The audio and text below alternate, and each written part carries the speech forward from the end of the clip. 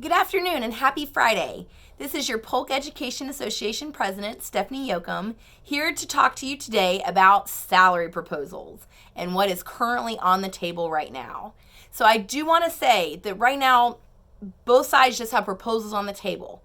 Nothing is signed, sealed, and delivered. You, our bargaining unit, have to ratify this. The school board would still have to ratify this, and we're still hammering details out at the table and trying to get to some kind of agreement here.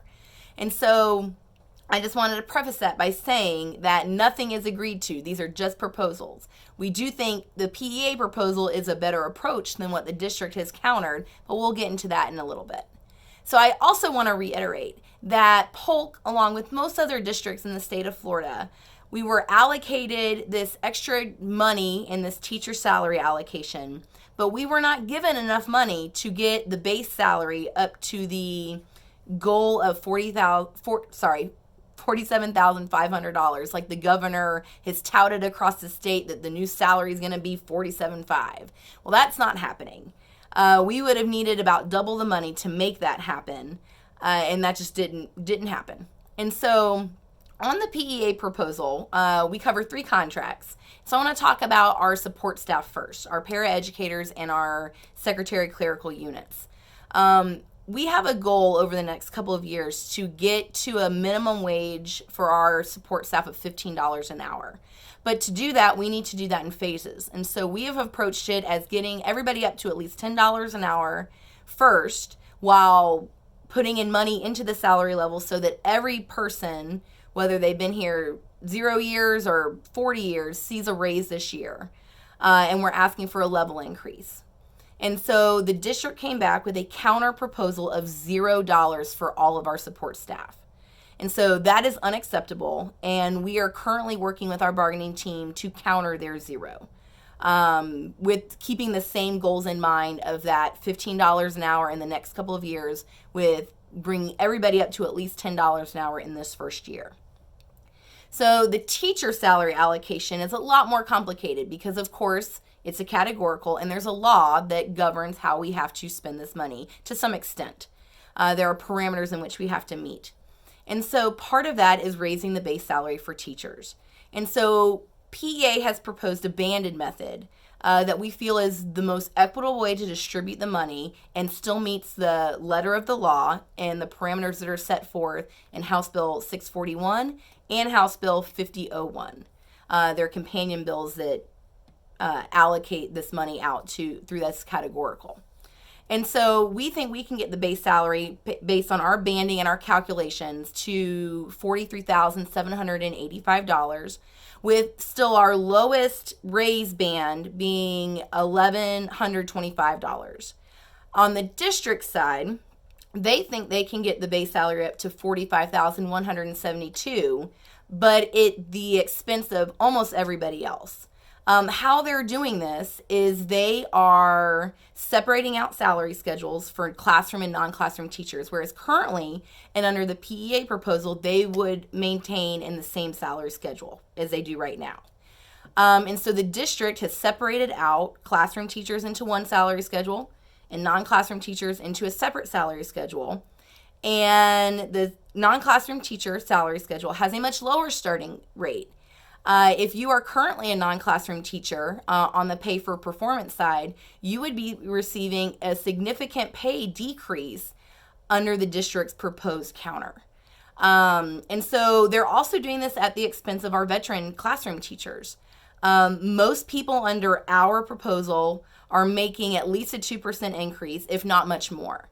Under the district side, only beginning classroom teachers in the first couple of years would see a significant increase, and everybody else sees almost below a 2%, if not almost right above 1%. And so those are some key highlights and differences within these proposals that we need you to be aware of.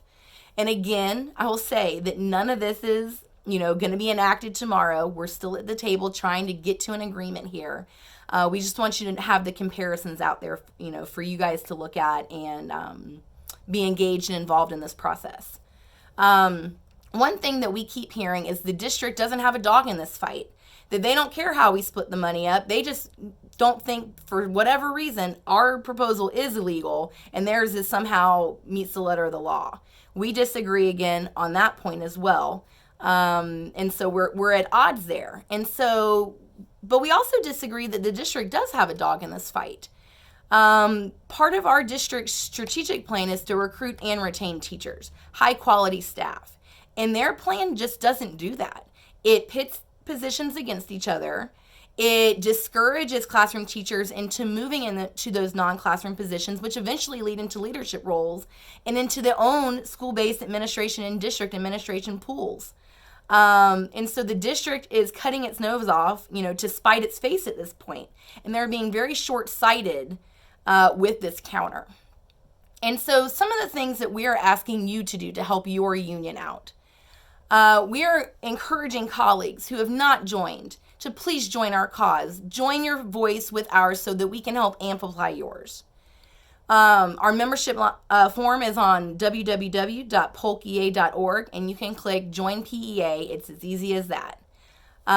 We also want to encourage you to continue wearing red for Ed on Wednesdays in a move of solidarity for not just Polk education staff professionals and teachers, but education staff professionals, teachers across the state and our nation. We want you to maybe talk to your teachers and your support staff about organizing a walk-in Wednesdays with your Red for Ed to show again that just that stand of solidarity. You guys can meet at the flagpole or in the parking lot and walk in together at contract time. Use social media posts with hashtags, hashtag day started, hashtag finally done. When you start in your actual work for the day, not really just your contract hours, because we know that everybody's putting in probably double the amount of work, to make this all happen and have some semblance of working well. We also want you to work on compiling a list of the tasks and responsibilities that you normally have to do and all of the extra duties and responsibilities that have been added to your plate because of the situation we're in right now with a global pandemic and opening schools.